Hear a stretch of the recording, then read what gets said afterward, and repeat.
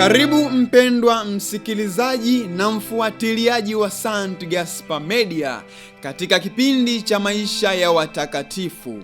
Leo tarehe 3 ya mwezi wa 7 tunasikiliza na kutafakari juu ya maisha ya Mtakatifu Toma, mtume na shahidi, na pia maisha ya Mtakatifu Gallus, askofu. Mtakatifu Toma, mtume na shahidi.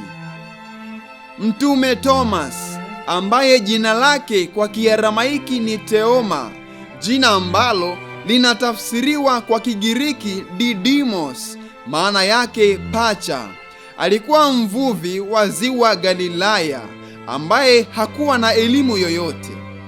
Aliitwa na Bwana Yesu kuwa mmojawapo wa mitume 12.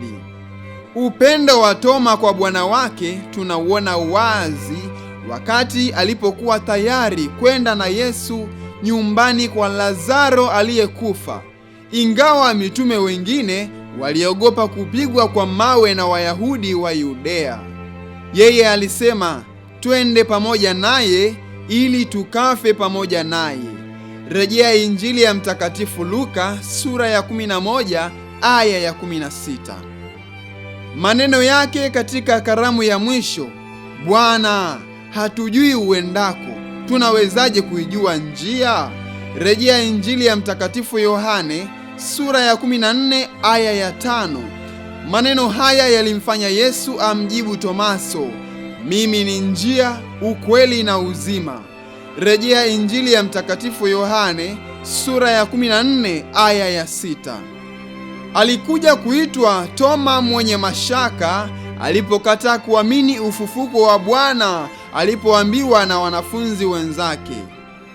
Yesu alipowatokea mara ya pili, Toma alikiri imani akisema, Bwana wangu na Mungu wangu.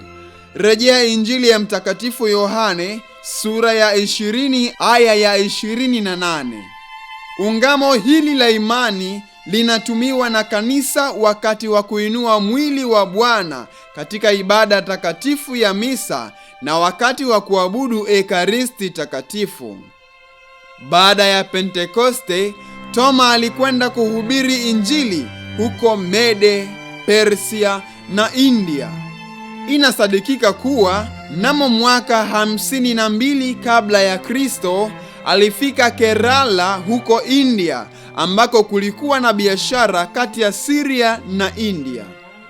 Katika mtaguso wa Nisea kulikuwa pia na askofu kutoka India na Persia, na mfalme Alfred Mkuu katika karne ya 9 alituma ujumbe kwa Wakristo wa Malabar. Mtume Toma alikufa huko Madras, na pale kuna msalaba wa kimiujiza wa Toma ambao waamini wanauheshimu.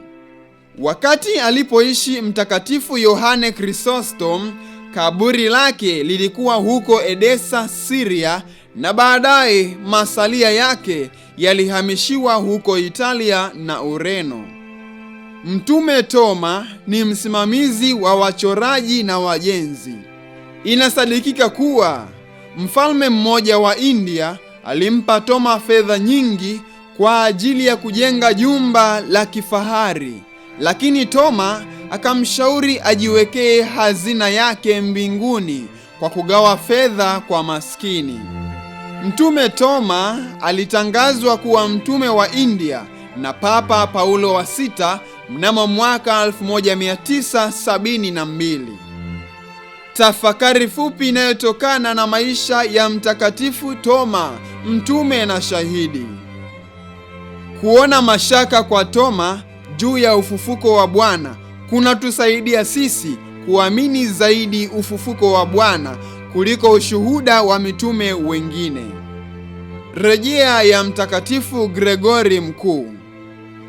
Tuangazie maisha ya Mtakatifu Gallus, askofu.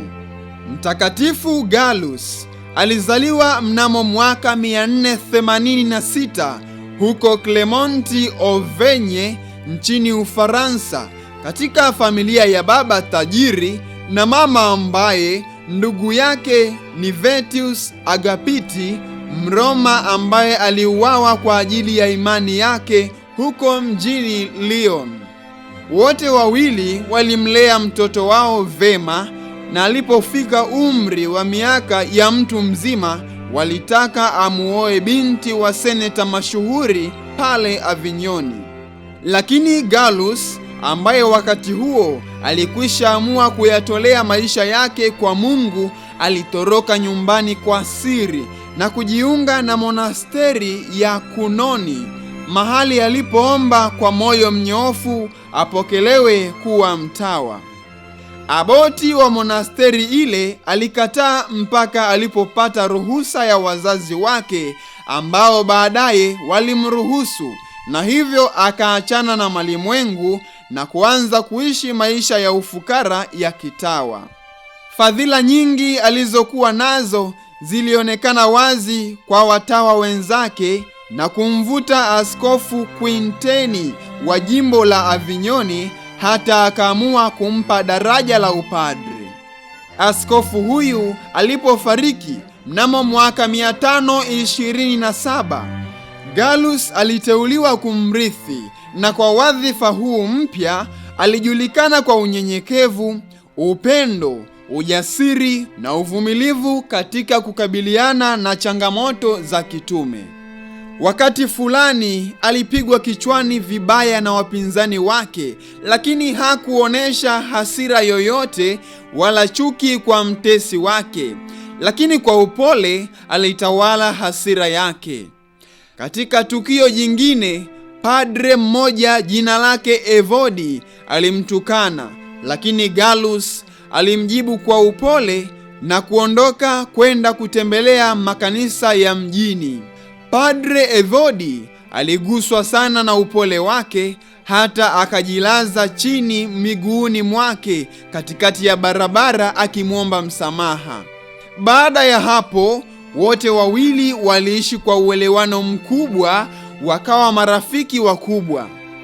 Miaka michache kabla ya kifo chake, Gallus alijitolea kumtunza mpwa wake ambaye alijulikana kama Mtakatifu Gregori wa Tours. Mtakatifu Gallus alikuwa na karama ya uponyaji, na kwa karama hii aliponya wagonjwa wengi. Gallus alifariki dunia mnamo mwaka 553. Itukuzwe damu ya Kristo! Milele amina. Tafakari fupi inayotokana na maisha ya Mtakatifu Gallus askofu.